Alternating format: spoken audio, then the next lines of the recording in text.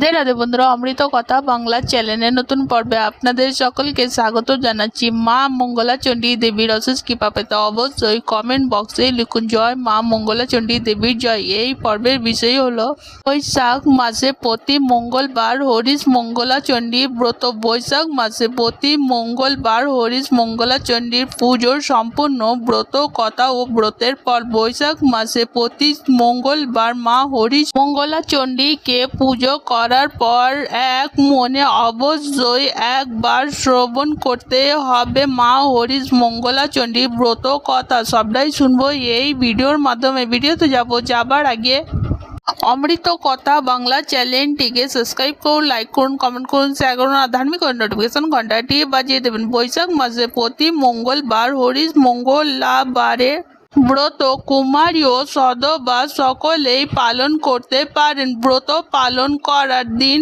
উপবাসে থাকতে হয়। পুজোর পর ব্রত কথা অন্তে ফলাহার গ্রহণ করতে হয়। হরিশ মঙ্গলাবারে ব্রত কথা। হরিশ মঙ্গলা চণ্ডীর ব্রত কথা। এক বামুনের বউ আর এক গোয়ালার বউ দুই সই পাতিয়েছিল। বামুনের বউ বৈশাখ মাসে প্রতি মঙ্গলবার উপবাসে থেকে মা হরিশ মঙ্গলবারের ব্রত করতেন আর ব্রত কথা শুনতেন। মা হরিশ মঙ্গলা চণ্ডীর কৃপায় তার সুখের সীমা ছিল না। গোয়ালার বউ তাকে ব্রত করতে দেখে একদিন জিজ্ঞাসা করলো, সই এই ব্রত করলে কি হয়? বামুনের বউ বলল, এই ব্রত করলে চিরকাল সুখে থাকা যায়, কোনো দিন চোখের জল পড়ে না। গোয়ালার বউ বলল, তবে আমিও এই ব্রত করব।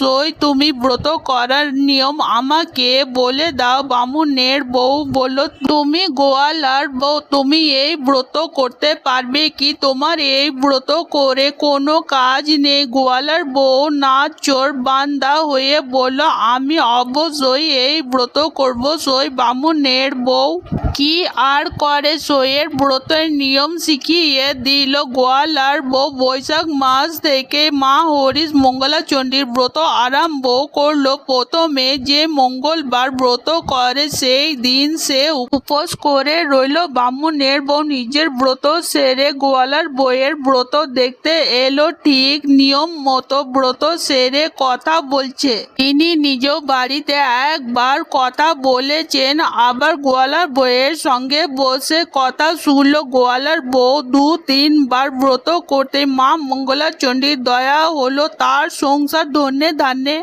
ভরে উঠল। সুখের আর সীমা রইল না। এতদিন গোয়ালার বউ দুধ দই বেচে যেমন মজুর খাটিয়ে যে দু পয়সা রোজগার করে আনতো, তাতেই গোয়ালার বউয়ের সংসার কোনো রকম চলতো। কাজে হঠাৎ এত সুখ তার সহ হলো না। আনতে তার বড্ড ইচ্ছা হলো। একদিন বামুনের বউয়ের কাছে গিয়ে গোয়ালার বউ বলল, সই বড় কাঁদতে ইচ্ছা করছে। বামুনের বউ শুনে তো অবাক। তারপর বলল, আমি তো তখনই বলেছিলাম এই ব্রত করলে কখনো চোখের জল পড়ে না, তা তুমি কাঁদবে কেমন করে? গোয়ালার বউ কিছুতেই মানতে চায় না। সে বলে, না, কাঁদলে আমি স্থির থাকতে পারছি না, প্রাণ হাঁপিয়ে উঠছে। বামুনের বউ বলল, যদি এতই কাঁদবার সাধ হয়ে থাকে তবে এক কাজ করো, তুলে দে ঢেকি সালে চালে যে সব লাউ কুমড়ো হয়েছে সেগুলো রাতে বেলায় তুলে আনো গিয়ে। তারা জানলে পরে এ কথা কুকথা বলবে আর তোমায় গালি গালাজ করবে। তা শুনে তোমার মনে দুঃখ হবে, তখন তুমি কাঁদতে পারবে। যেমন কথা তেমনি কাজ। কিন্তু তার ওপরে মা মঙ্গলা চণ্ডীর কৃপা রয়েছে। সে লাউ কুমড়ো তুলে নিয়ে আনতেই তার চাল কুমড়ো লাউ মাচা ভরে গেল। তুলেরা সকালবেলায় উঠে তো অবাক, খোঁজ নিয়ে জানলো গোয়ালার বউয়ের হাত লেগে এমনটা স্ত্রী হয়েছে, তখন তারা ভাবলো ইনি তো সামান্য মেয়ে নয়, তিনি স্বয়ং মা লক্ষ্মী ঠাকুর। তারপর তারা চুরি করে নিজেরা গোয়ালার বউয়ের বাড়িতে লাউ কুমড়ো বয়ে নিয়ে এলো। গোয়ালার বউয়ের কান্না আর হলো না, সে আবার বামুনের বউয়ের কাছে গিয়ে বলল, সই তোমার কথা মতো কাজ করে তো কানতে পারলাম না। বামুনের বউ বলল, তবে আর এক কাজ করো, আজ রাজার বাড়িতে একটা হাতি মারা গেছে, সেটা হাতিশালায় পড়ে আছে, তুমি সেই হাতিটার গলা ধরে কাঁদো গিয়ে। গোয়ালার বউ তাই করলো, কিন্তু মা মঙ্গলা চণ্ডীর ব্রত করে তার শরীর শুদ্ধ হয়ে গেছে। হাতির গায়ে হাত লাগা মাত্রই হাতি বেঁচে উঠল। এই খবর দেশময় ছড়িয়ে পড়ল। লোকেরা বলা বলি করতে লাগলো, ইনি তো সামান্য মেয়ে নয়, ইনি সাক্ষাৎ মা ভগবতী। এই খবর যখন রাজা শুনল, তখন তিনি সেই হাতির পিঠে সোনার রূপ মানিক মুক্তা কত কি বোঝাই করে গোয়ালার বউয়ের বাড়িতে পাঠিয়ে দিলেন। গোয়ালার বউয়ের আর কান্না হলো না, কেবল সুখ বাড়তে লাগলো। সে আবার বামুনের বউয়ের কাছে গিয়ে বলল, সই তোমার কথা মতো কাজ করে কেবল সুখ বেড়ে যাচ্ছে, এখন এমন একটা উপায় বলে দাও না যাতে খানিকটা কাঁদতে পারি। বামুনের বউ বলল, এইবার তোমার একটা সোজা উপায় বলে দিচ্ছি, তুমি যদি কাঁদতে এতই সাধ থাকে তবে একটা কাজ করো, মেয়ে জামাইয়ের বাড়িতে বিষের লাড্ডু তৈরি করে পাঠিয়ে দাও। সেই লাড্ডু খেয়ে তোমার মেয়ে জামাই মরে যাবে আর তুমি প্রাণ ভরে কাঁদবে। গোয়ালার বউ তাই করলো। বাড়ির চাকর লাড্ডু হাঁড়ি মাথায় করে নিয়ে চলল। বৈশাখ মাসের রোদে ভয়ানক তেজ পথ চলে চাকরটা জল তেষ্টা পেল, তখন একটা পুকুরের ধারে হাঁড়িটাকে নামিয়ে জল খেতে লাগলো। এদিকে মা মঙ্গলা চণ্ডী ভাবলেন, আমার ভক্তের দুর্বুদ্ধি হয়েছে, এই বিষের লাড্ডু খেয়ে তার মেয়ে জামাই মরে যাবে, তার চোখের জল পড়বে। যত দিন সে আমার ব্রত করবে, তো দিনের মধ্যে যদি তার চোখের জল পড়ে তবে তো আমার ব্রত আর কেউ করবে না। এই ভেবে মা মঙ্গলা চণ্ডীর হাঁড়ির গায়ে পদ্ম হস্ত বুলিয়ে দিলেন ভীত।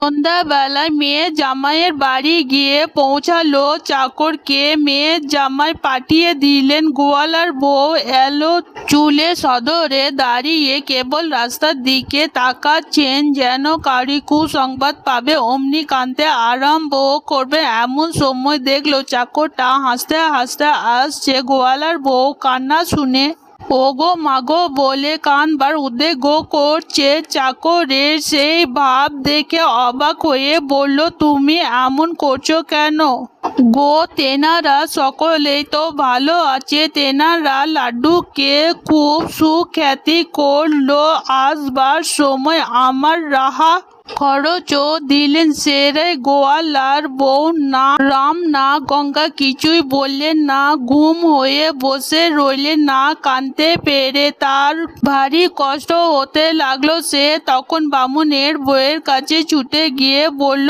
কাঁদতে না পেরে দম বন্ধ হবার উপক্রম হয়েছে, তুমি শীঘ্রই যদি এক উপায় না করে দাও যাতে প্রাণ ভরে কাঁদতে পারি, তাহলে আর কিছুতেই বাঁচতে পারবো না। বামুনের বউ এবার বই বিরক্ত হলে খানিকটা ভেবে বলেন, হ্যাঁ, এবার আমি একটা ভালো মতলব বের করেছি, এ আর পস খাবার না। তুমি এক কাজ করো, কাল মঙ্গলবার, কাল তুমি সকাল বেলায় উঠে গরম গরম মাছের ঝোল ভাত রেঁধে বেড়ে খেয়ে বসে থাকবে, ব্রত থাকবে না।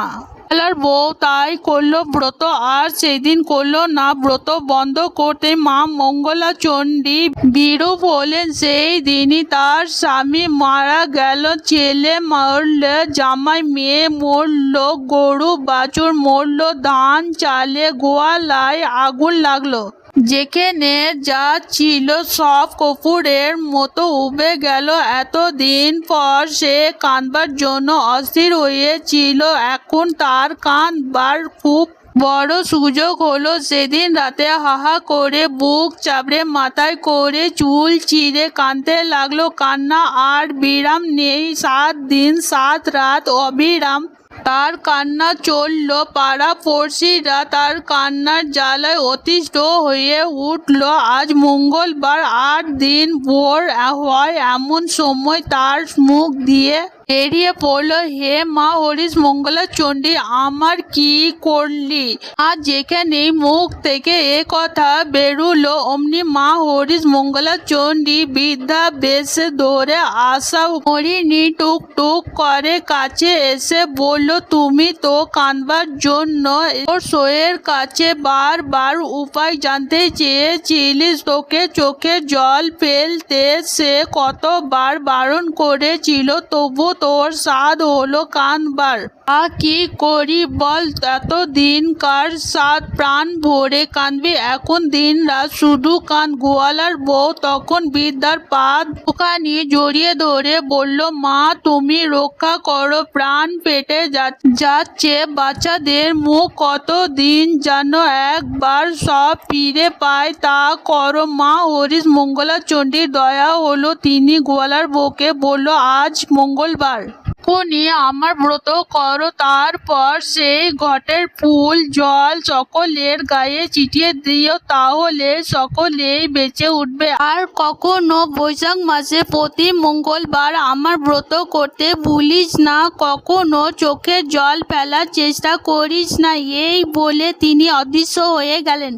গোয়ালার বউ তখনই স্নান সেরে ব্রতের আয়োজন করলো আর নিজের ব্রত কথা বলল। ব্রত শেষে ঘটের জল ফুল জল ছিটিয়ে দিল। দেখতে দেখতে সকলেই বেঁচে উঠল, যেখানে যেমন ছিল সব তেমনই হলো। মেয়ে জামাই ওখানেও ফুল জল পাঠিয়ে দেওয়া হলো, তারাও বেঁচে উঠল। এদিকে মহানন্দে গোয়ালার বউ বামুনের ভোজন করালো, আবার নিয়মিত ব্রত করতে লাগলো। মা হরিশ মঙ্গলা চণ্ডীর কৃপায় দিন দিন তারা আবার শ্রীবৃদ্ধি হতে লাগলো। এই ব্রতের কথা যে বলে আর যে শোনে তারা দুজনাই সমান ফল পায়। আজকের পর্ব এখানেই সমাপ্ত হলো। অমৃত কথা বাংলা চ্যানেলের সঙ্গে থাকার জন্য আপনাদের অনেক অনেক ধন্যবাদ। রাধে রাধে।